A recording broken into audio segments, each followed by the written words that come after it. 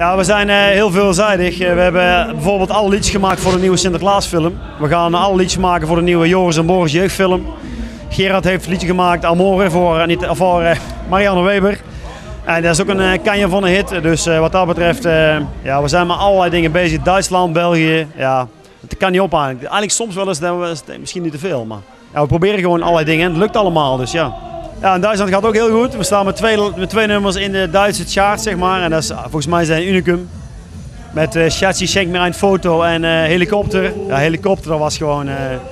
3 weken geleden hadden we daar de release van. En er stonden 40.000 man met handen in de lucht. Dat is echt ongelooflijk. Onze Duits is zeer goed.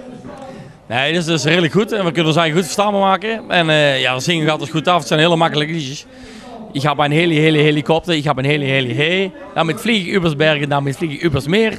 Ik vlieg zo gerne met mijn hoopschouwmeer. Ja, het is toch allemaal zo makkelijk, hè? Het is wij kunnen in ieder geval altijd beter Duits dan de Duits en Nederlands. Dus wat dat betreft gaat het altijd goed komen. Nou, we hebben vroeger heel veel Tatort en Derg gekeken en hebben we echt heel veel van opgestoken.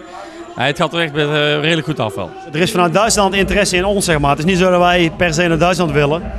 Dus dat is gewoon ons voordeel. We kunnen rustig afwachten, we kunnen ook nog onze eisen stellen. We hebben nu een voorstel gehad van Duitsland EMI om een single daar te gaan brengen.